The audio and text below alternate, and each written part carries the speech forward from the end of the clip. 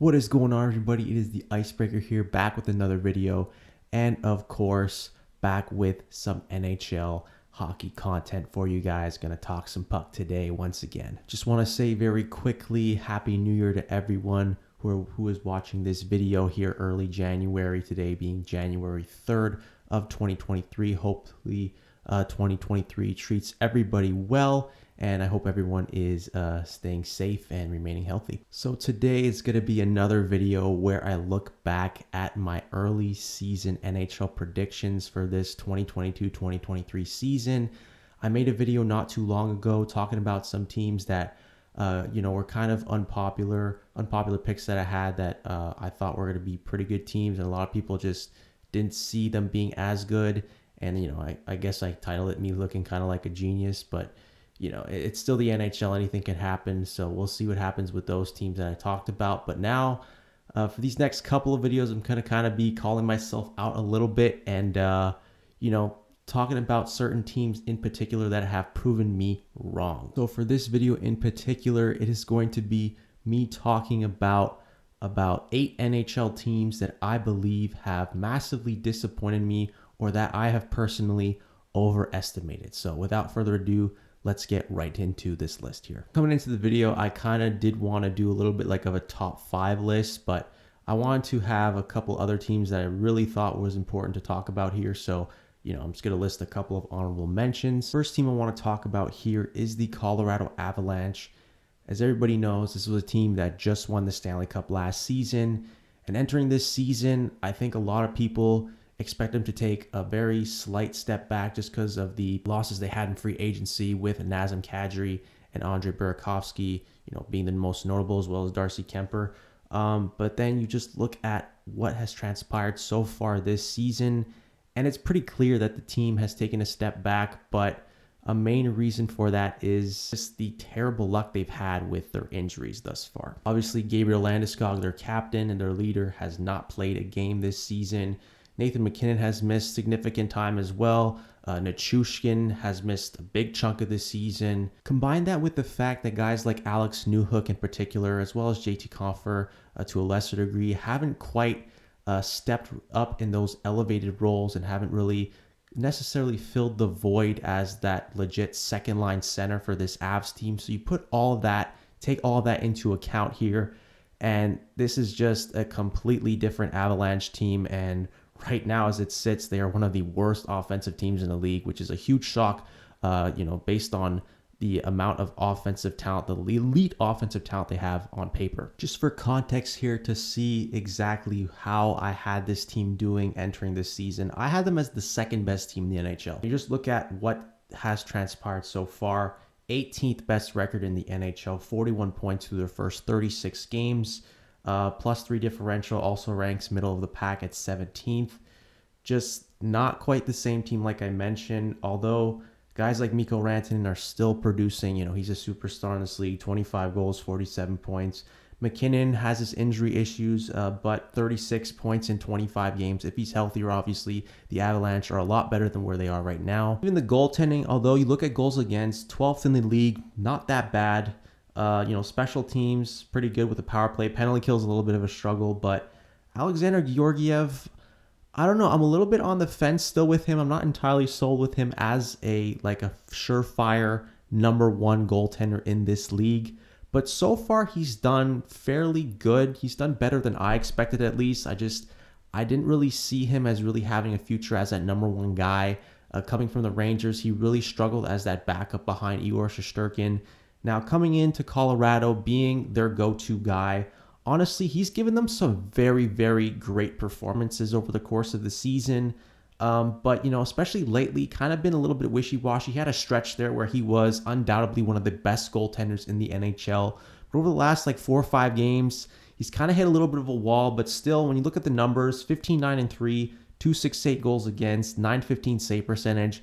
I think that's about as good as you can get for a team like the Avalanche with how elite they are up front and on the blue line. I think that goaltending is pretty serviceable, and I think they can get by with that. But For the Avalanche, obviously their struggles have been staying healthy and just a lack of offensive production, offensive depth outside of guys like Mikko Rantanen and Artturi Lehkonen, really, for most of the season. Next, I want to talk about the Edmonton Oilers. Now, I gave them an honorable mention just because at the recording this video, I believe they still are in a playoff spot. I do believe they occupy the first or second wild card. They're in one of those wild card spots in the Western Conference, but they have been a tremendous disappointment without question, especially for me. This team has really pissed me off this season. Looking at what I predicted, I thought they were going to be one of the best teams in the NHL. Fourth in the league is where I had them. I had them running away with the Pacific, and I was very confident in that prediction. Even when I made the prediction, I'm like, it's not even close. The Oilers are clearly head over heels, just leagues above the rest of the division in that Pacific, and so far they have just made me look really stupid. 20-16-2 record in 38 games for 42 points. We'll see what happens against the Seattle Kraken tonight. That is a huge game. In terms of how this team is overall, the offense is still obviously there. That was never the issue. I never had any doubts about their offense at all. +9 differential, 15th in the league. Big reason why they're a +9 is because they're such an elite offense, the fourth best offense in the league to be exact. Well over 3 goals a game. Power play, the best in the league, 32%. McDavid, Draisaitl, Barrie, Nugent Hopkins, Zach Hyman. That top 5 unit on that number 1 power play unit has been absolutely elite. You give this team a power play, and within a snap of the fingers, this team could be right back in a hockey game. That power play alone just keeps them in games consistently. But their biggest downfall obviously has been their goals against. Defensively, they're still not great, and especially in goal. Jack Campbell, huge disappointment. One of the worst offseason signings as far as I'm concerned. At least it's looking like it, to start his career with the Edmonton Oilers here. 3.9 goals against, 876 save percentage. This is a guy that I was particularly high on. Now, I'm not saying, I never did claim that he was one of the best goaltenders in the league or even an elite, but I did think, he could be a serviceable starter, maybe even an above average starter. I mean, he had stints in Toronto where he played really, really well. Although last year was a bit of a roller coaster up and down season for him, I still had faith that he could be a very solid goaltender, and so far that has not been the case. He's looked absolutely awful. A guy like Stuart Skinner has, kind of taken the reins as the starter from here on out. His .917 obviously a lot better than what Jack Campbell has given them. So, if the Oilers have any chance of making the playoffs, or are just, remaining consistent, or not remaining because they haven't been consistent. That's why they're on this list. But become more of a consistent hockey team is what I meant to say. Stuart Skinner's probably going to be taking the majority of the starts for the remainder of the season because he's really giving them the best chance to win, between the pipes there. And finally here in these honorable mentions, I got to talk about the Calgary Flames. I mean, they're somewhat doing what I expected. I'll be honest. A lot of people had the Flames doing just as well, if not better, than where they were last season. And that's a pretty high bar to go over, especially with how well they were last season in the regular season, at least. Kind of crumbled in the playoffs. We all know the story there. But for the Flames, I thought their offense was going to take a massive step back, losing guys like Matthew Tkachuk and Johnny Gaudreau. And you replace them with Kadri and Huberdeau. I definitely think skill-wise, the offense would take a step back. And so far that has been the case. Although they are scoring above 3 goals a game, only 21st in the NHL right now. Obviously, that's not good enough. Their offense has been pretty inconsistent, to say the least. The goals against is under 3. And, they rank around middle of the pack at 14th. However, been tremendously disappointed in Jacob Markstrom. He's really just picked up right where he left off from that terrible Oilers series he had in the second round there. I thought he was going to get back to form and be at least a, above average starter. I know last season he was like a Vezina caliber goaltender. I didn't expect quite that. Actually, no, I'm lying. I definitely did. I thought he was one of the better goaltenders in the league, but so far he has not been. His save percentage at the recording of this video below 900, although a winning record at 12-9-4, 278 goals against, I guess is all right.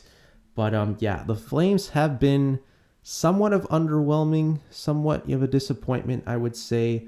They're 15th in the league right now, 43 points. They've been somewhat better the last 2-3 games, but overall still not what a lot of people expected. I expect them to be 12th, hovering around 100 points. I did think they were going to take a little bit of step back. I had them like third in the Pacific, and I think that's where they are currently. So basically, they're doing what I expected, but just in terms of the consistency and what this team should be, definitely quite a bit of a disappointment here. Kicking off my rankings of the top 5 teams that have disappointed me the most so far this season. At number 5, I got the Nashville Predators. And to be honest with you guys, I don't know what to say about this team. They're just completely inconsistent. I mean, for me, the past couple of years, I consider the Predators kind of a fringe playoff team. I know last season I wasn't particularly high on them, and they did prove me wrong and make the playoffs. And, again, like this season, I kind of changed my view. I'm like, you know what, this team is just good enough to make the playoffs in that Central Division. And again, they've proven me wrong. And right now, although they're over 500, they are currently not in a playoff spot. The 23rd ranked team in the NHL, to be exact, through 35 games. I had them, middle of the pack at 16th. I did have them squeaking in as one of those wild cards in the Western Conference. It's one thing to have, middle of the pack, goals against, penalty kill, defensively they're okay. Certain guys have taken massive step back. Dante Fabro not having the breakout season I expected. Ryan McDonough has not had the greatest year either. But the offense has taken a massive step back. They're the 29th ranked offense, a 2.63 goals for per game. Absolutely awful. Their power play has been absolutely atrocious as well, just under 17%, which is 28th in the NHL. I guess I should have just saw that coming. I know there was a lot of guys on that team last year that kind of overachieved offensively. Matt Duchene had like 43 goals last year and 86 points. And although he's been pretty good, like not bad, 27 points through his first 34 games, that's still pretty solid, honestly. He is a number 2 center on most teams, but definitely last year was looked at as kind of like an outlier, a career year, if you will. So he definitely took a step back. I think that was to be expected. As well as Philip Forsberg, although he's hovering around a point per game, he had an amazing clip in terms of his point per game last year. 84 points, 42 goals in 69 games only for Forsberg. Another guy who kind of, maybe overachieved a little bit offensively. Roman Josi had nearly 100 points, especially for a defenseman. That was bound to come down. He's under a point per game, still producing pretty well. But apart from those guys, like the secondary scoring, just not what it was last season. Although Nino Niederreiter has given them quite a bit of a spark, the signing in the offseason. He's been not bad, right? He's given you some decent offense. Tanner Jeannot having a horrific sophomore season, just cannot find the back of the net. I believe at this stage he only has 3 goals, which is it's not good for this team. They also lost Eli Tolvanen to waivers to the Seattle Kraken. Another guy that maybe they could have developed a little bit better, arguably, but obviously not getting that chance anymore with Seattle taking him away. The offense just clearly isn't there this season.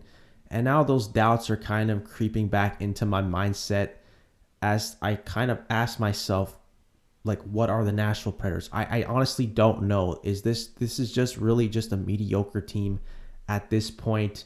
They have a lot of aging veterans, especially guys like Matt Duchene, who's not quite having the season he had last year. Ryan Johansson especially. I know he had about low over 50 points last year, which is pretty solid for him. But, for the money that, the Predators are paying these guys, they expect a little bit more. A chaotic start to this season for the Predators. I honestly don't know how to describe it other than just being plain inconsistent, mediocre, not knowing exactly what this team is going forward as well. I have my doubts about them moving forward. But right now, not looking good. Coming in at number 4, I got the Ottawa Senators. Have been quite a disappointment for me personally so far this season. If you guys, watch my channel, I was very high on them this season. I was buying what they were selling. I had them nearly 100 points. I had them as a top 3 team in the Atlantic. And at this moment, it doesn't look like this team is going to even make the playoffs or even come close to it, really. Only a 500 team at the moment. The 21st ranked team in the NHL. They are the 6th seed in the Atlantic, if I'm not mistaken. Minus differential, 19th in the minus 4 differential with the 19th ranked in the league. Although their goals for, they're averaging 3 a game. That only ranks 24th in the league. Just goes to show how elite the offense is today in the NHL. Honestly, the goaltending has not been as bad. The numbers would not suggest that they've been elite by any means, but you watch these Senators games, and guys like Cam Talbot and Anton Forsberg are definitely giving these Senators a chance. The big issue with this team, I mean, there's two main issues. The big one, obviously, that everybody knows about is their defensive play. It's not good enough. This team's not good enough defensively. And a big reason why I thought they were going to be better than where they are right now is because I just thought they were going to be one of the better offensive teams in the league. And so far, they haven't been. Now, that could be attributed to the fact that Josh Norris has missed the majority of this season and likely might not play again this year. We'll see. Maybe he's going to come back later in the season, like March or something, unless there was reports coming out that he was coming back earlier, but I haven't heard from that, or at least I don't think so. Tim Stützle missed a couple of games, but for the most part, like, the top guys have produced. Their top six has been absolutely insane. Brady Tkachuk's over a point per game. DeBrincat over this last stretch of like 15 games has really starting to find himself in Ottawa. Batherson's been really solid throughout the season. Giroux, the same can be said for him. And Stützle's a point per game player when he's healthy. So the team has gotten this top six scoring. Shane Pinto's had a very solid, technical rookie season because he missed all of last year basically. But the bottom six has been very disappointing. I really expected, some certain guys on that depth to really help out the depth scoring a little bit. A guy like Matthew Joseph in particular is someone who I thought maybe could break out, based on the way he ended last season playing with Ottawa in that small sample size. Thought he would be a little bit of a bigger factor, but so far he hasn't quite been that.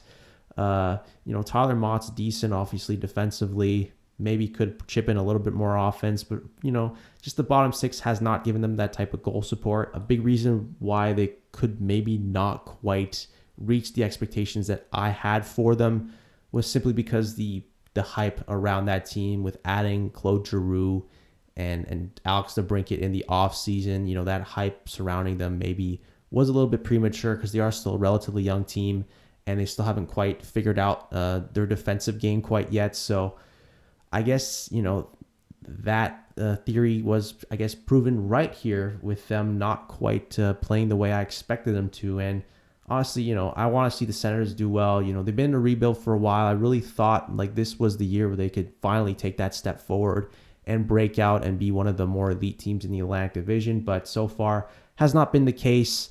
And with the way, the Atlantic has been trending, Boston, Toronto, Tampa Bay still dominating as the top three teams.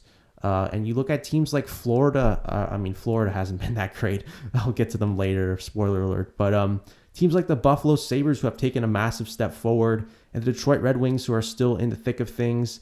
Ottawa's in that position now where it's like, wow, this division is getting a lot tougher than they expected. And if they don't turn things around soon, it's going to be quite a while before the Senators really take the reins in that division and make any significant ground, because right now it's looking like the Atlantic Division or the Eastern Conference as a whole is becoming an absolute bloodbath. So they really got to, get their worth here, make up some ground and start piling up some points, or they're going to be in a very tough position moving forward. Next on the list here, we got to talk about the Vancouver Canucks. Obviously, I was fairly high on them. I had them making the playoffs. I didn't have them like dominating by any means, but I did think they were going to be, in the mid 90-point range. I had them as the 14th ranked team looking back, and so far they are ranked 25th in the NHL. They're under 500. Their goal differential is awful, minus 14, 24th in the league. And, the same issues that we've seen over the last few years have become apparent here. This is like year 6 or year 7 of their technical rebuild.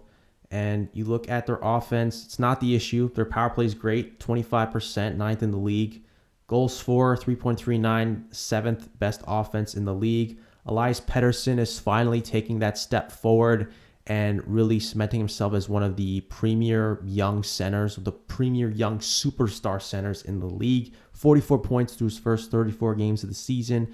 Really happy that he's finally, kind of come into his own. He's had a couple of struggles over the last couple seasons in particular, but we all knew that he had the potential to be one of the best players in the league. And so far he has been this season, so that's a great sign. Bo Horvat having a career year, 26 goals, 40 points through 36 games. Already 26 goals. That's absolutely crazy for a guy like Bo Horvat. I think he had only like 31 or 32 last year only. That's really good, obviously. But at the pace he's playing right now, that's absolutely insane. But, the way the Canucks are trending, that's going to be a trade chip probably, and they can get some very solid assets for him. But in terms of where this team stands, I know, Kuzmenko's having a decent year. JT Miller has been really disappointing. I know the 30 points in 36 games, obviously he wasn't going to have the same year he had last year. He had almost 100 points. I don't think anyone expected him to even come close to that. Honestly, you could argue he could be hovering around a point per game, like 70, 75 to 80. And that's roughly what he's doing. The offense has been fine. It's been as expected for the most part.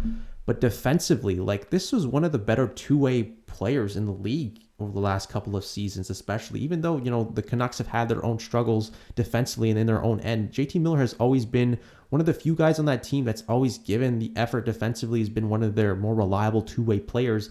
And this season, he's been absolutely atrocious in that end. Especially when you look at all these other top guys. I don't have it listed on the screen here, but they're all like plus players. They're all in the positives of the rating. And this guy's like a minus 13, 14. Like, he's one of the few top guys on this team that's a minus rating, which is it's eye-opening, honestly, for how bad he's been in that end. But defensively, they're still bad. The goaltending has not been good. They had to rely on Spencer Martin for the majority of the season, but he hasn't really given them much of a chance to win. And obviously, Demko has had some injury issues, has missed the majority of the season so far. But even with him healthy, he was not playing well at all. His goals against near 4 a game and well below a 900 save percentage. He was one of the bigger disappointments in the league, before he got hurt as well. But yeah, this is just a complete mess on paper, and, I just don't know where the Canucks go from here. This is another team, like, is this like a failed rebuild? And that's a question that we're going to have to pose moving forward here. To be honest with you guys, I don't know if there is a world where this team legitimately gets any better, because they have a lot of aging veterans and guys who they just need a change of scenery. With the way things are going, Bo Horvat looks like he's going to be on his way out.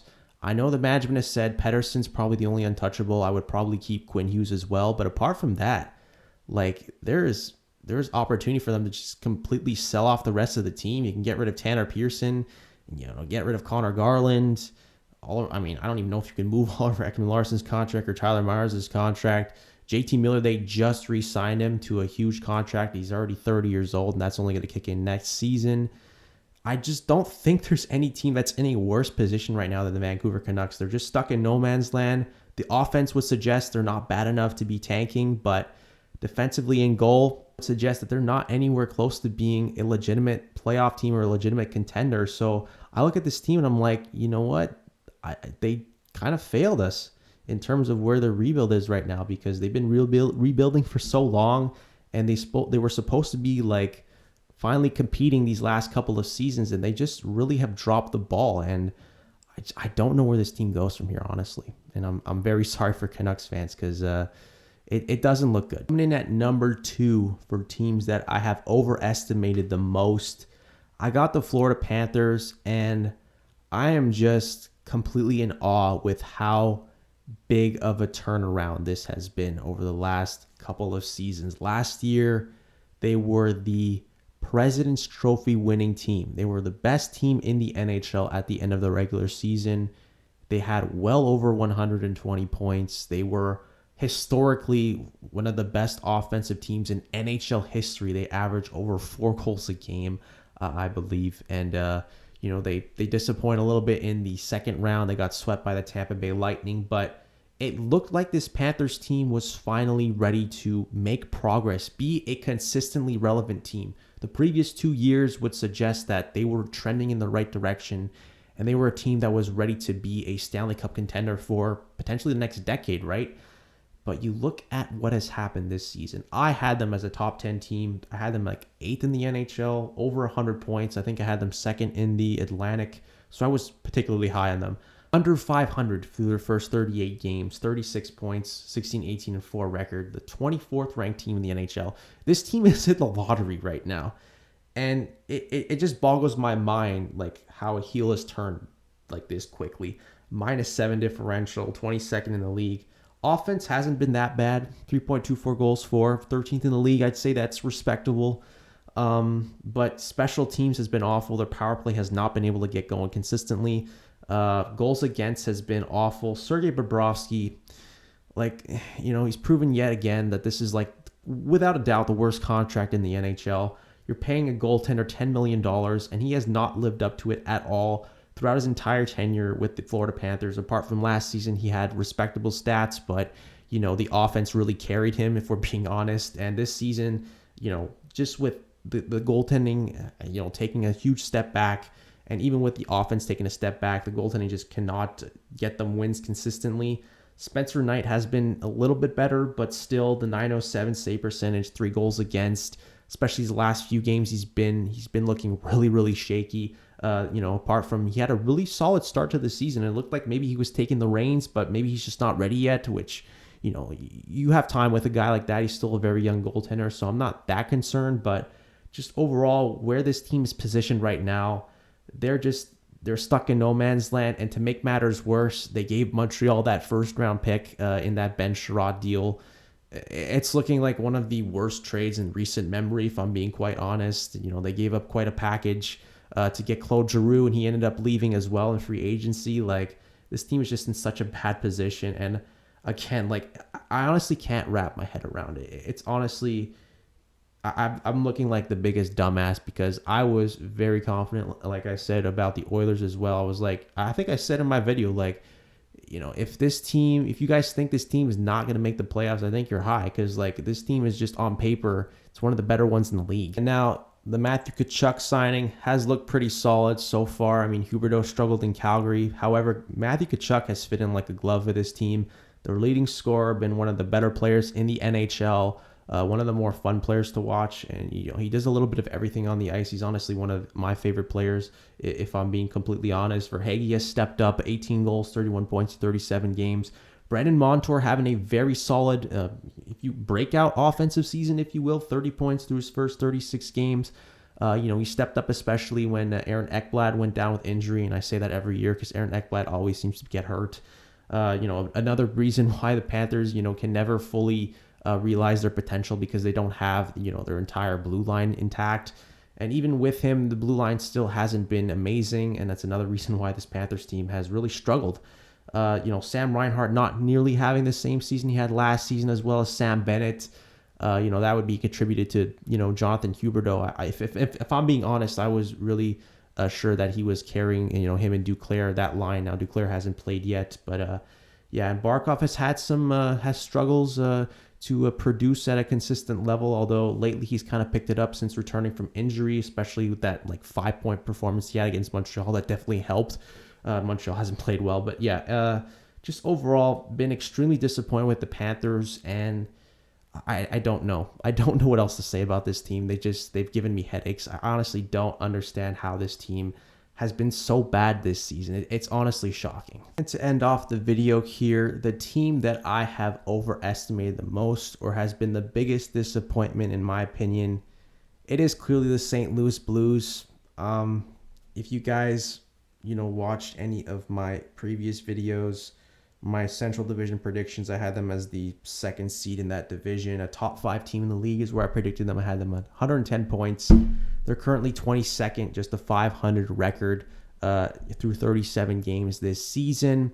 If you watched my other bowl predictions and stuff, and just award predictions, I had the Blues rated pretty high. I had them going all the way to the Stanley Cup final and representing the Western Conference. And man, that's not looking good so far. I think I might just be an idiot, because I'm pretty sure I was in the minority. I think I was one of the few people who had the Blues rated that high in the standings. I know a lot of people were kind of not quite sure where they were going entering this season. I think especially with losing guys like David Perron, I think some people had maybe had them rated a little bit lower than where I did personally. But I don't think anyone had them taking a step back to this degree, just being barely a 500 team in the weaker Western Conference, mind you. It doesn't sit well with me how this team with so much talent, especially up front, can be this bad at this stage of the season. Minus 21 differential, although they're averaging over 3 goals a game, only ranks 23rd in the league. Their power plays are right, 16th, over nearly 22%. I can't say that's bad. But again, penalty kill, goals against, defensive structure, goaltending, once again, the Achilles heel of the St. Louis Blues. You can't dress the team and just expect your team to, outscore your problems.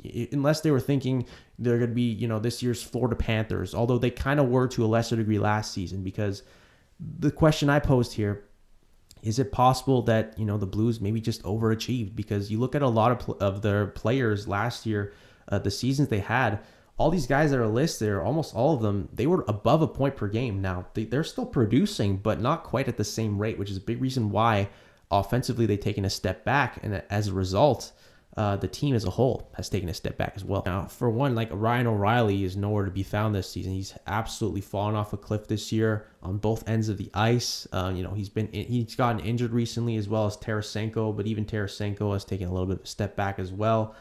Jordan Kyrou had a really rough start to the season, but he picked it up as of late. Now he is above a point per game. Robert Thomas is still doing roughly what he was last season. Buchnevich has had some injury issues, but, when healthy, still a point per game. Their top guys are still producing. Even Brayden Schenn, I think he was not far off a point per game last season, and he's still, producing relatively well as expected for like a second line center. He's a very solid player. He has been his whole career. The offense is still kind of there, although it's taken a step back. But again, defensively and the goaltending, Jordan Binnington, I don't know what to make of him anymore.